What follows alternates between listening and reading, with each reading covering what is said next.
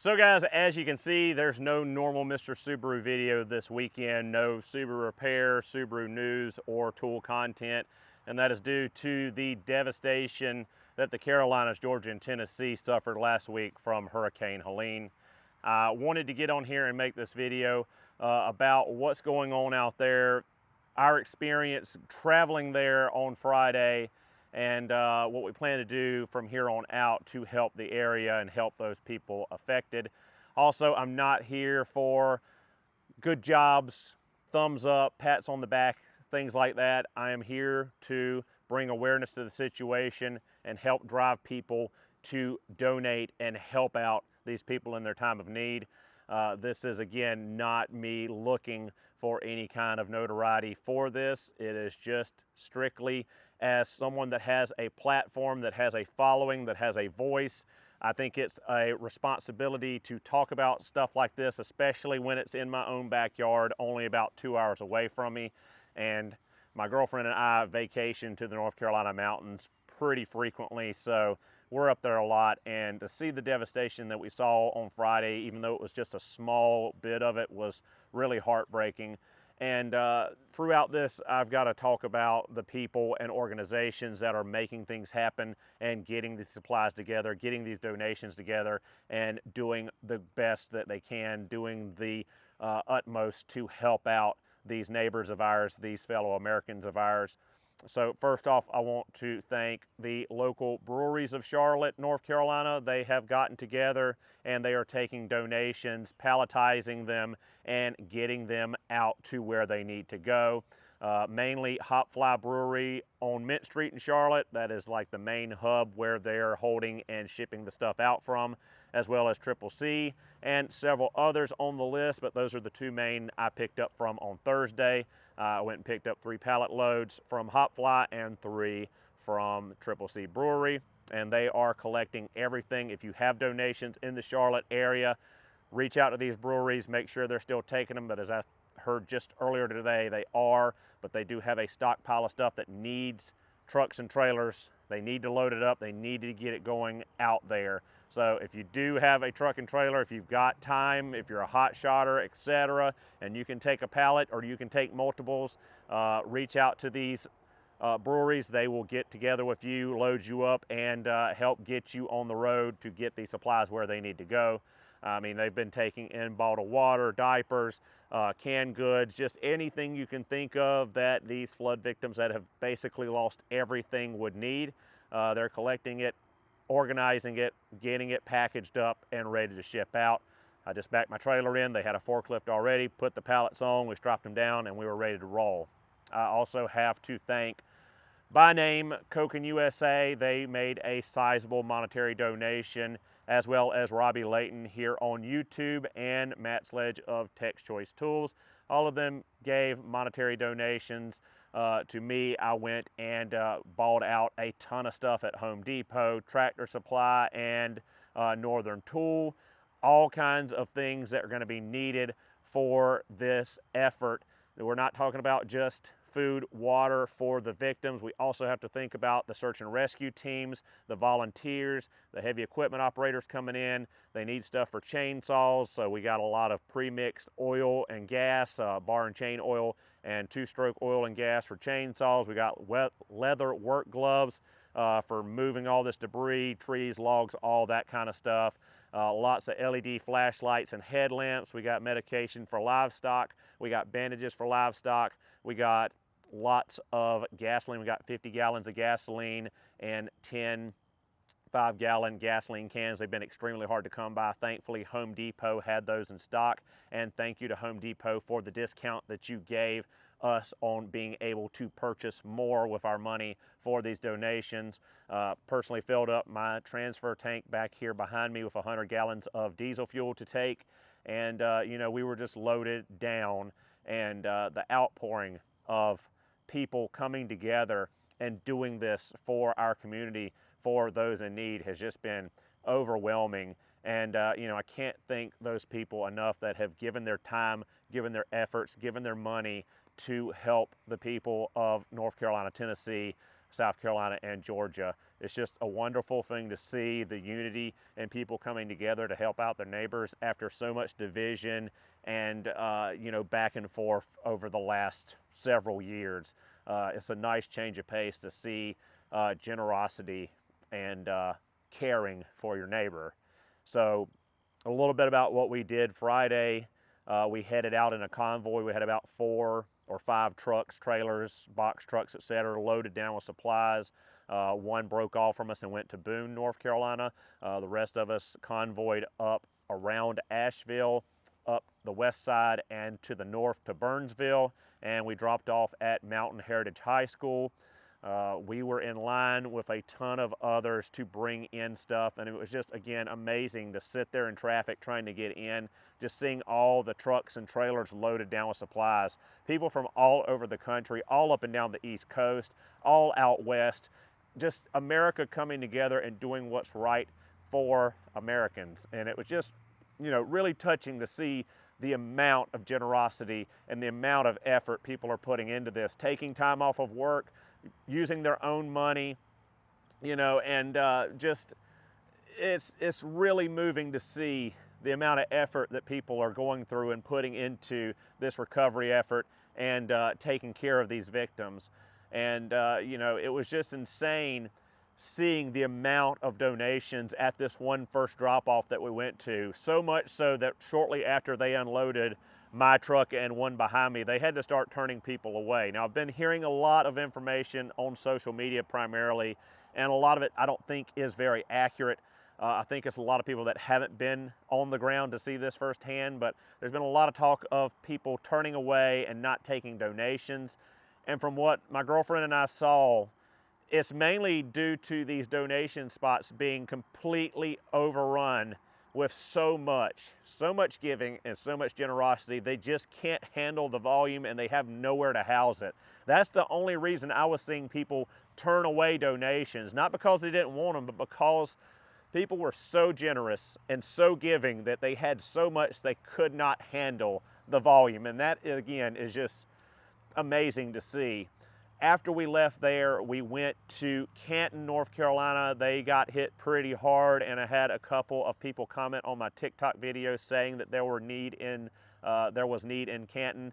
So we found that there was a livestock exchange there in Canton that was taking donations, and we went there with our fuel, our DEF fluid, and the stuff for the workers more than anything. And when we got there again, we were just overwhelmed by what we saw.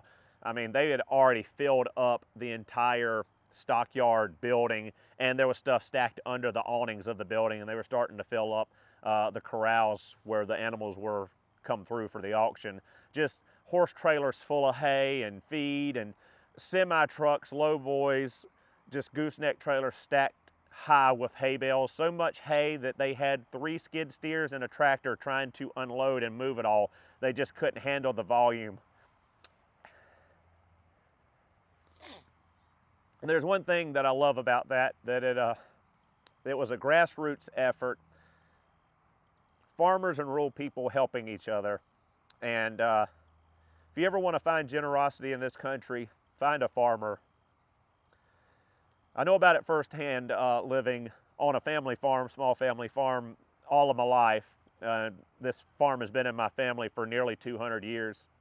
And looking at those truckloads of hay, I'm sure there are plenty of farmers out there that did not know if they had enough hay for their own herd or their own farm for the winter, but I bet you they still sent hay that they couldn't afford to send, but they did so because it was the right thing to do to help others out. And, again, I'm trying to stay level-headed, but you'd have to have a heart of stone to not get emotional seeing this kind of stuff. And again, it's just overwhelming, both in a good and a bad way. Overwhelming the amount of destruction, but overwhelming seeing, again, the generosity in the community and people coming together to help each other. It's a really nice change.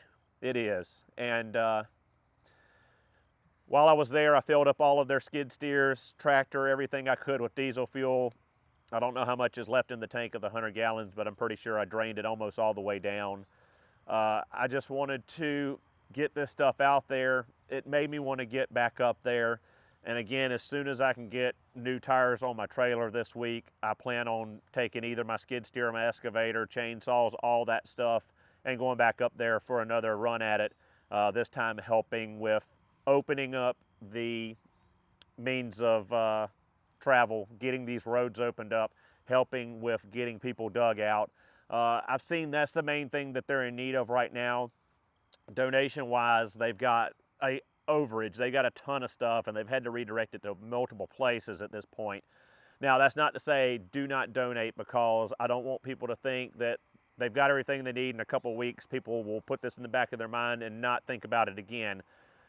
They need the donations. They're going to continue to need the donations for months to come.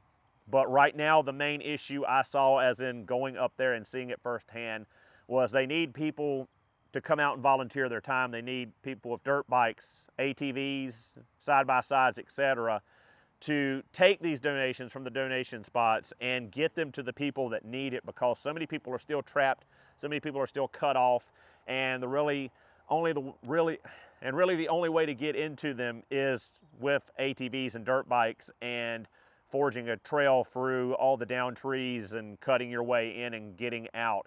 So that's the biggest need I'm seeing right now, is people to come in and volunteer their time and get this stuff where it needs to go. Again, don't stop sending your donations. They're going to need them, but just try to plan ahead if you're going to take donations. Cell service is coming back up. Information is getting out more freely.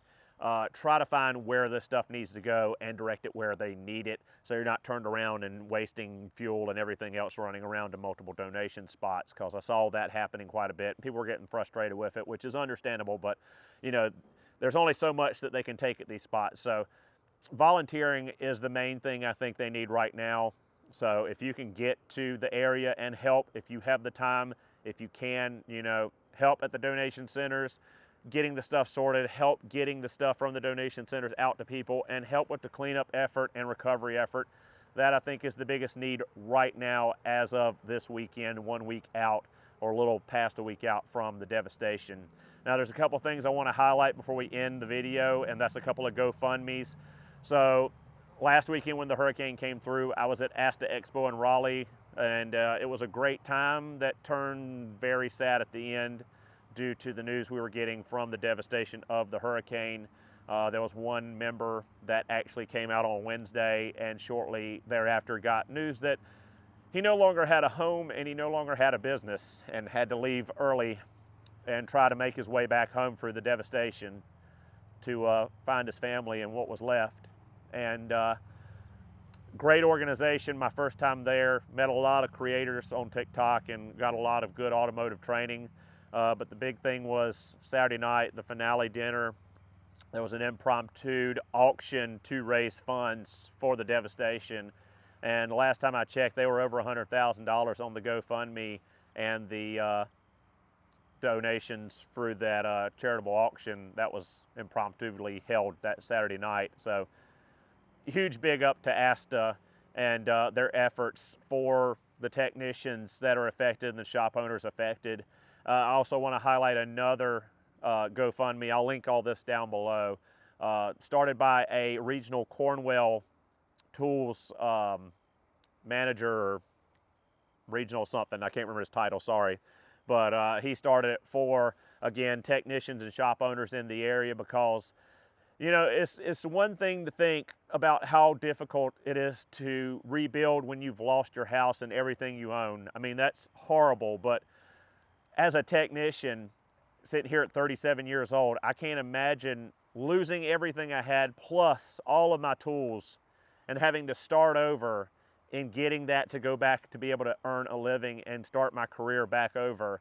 You know, that's a hell of a thing to overcome, and much more so for a shop owner that not only lost their shop, lost all their tools and their shop equipment. I mean, it's just an immense thing to try to overcome that probably a lot of people will not be able to overcome, and will probably have to move on to other careers and other options, because the cost of entry or the cost of re-entry is just so high. So I'll link those two GoFundMes down below.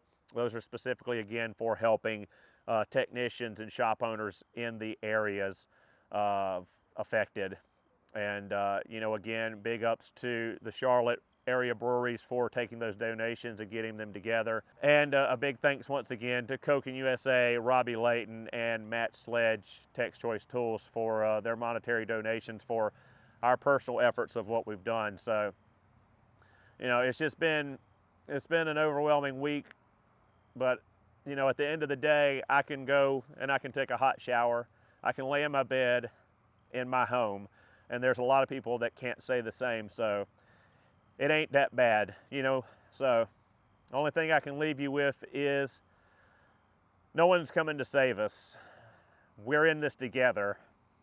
We got to help each other.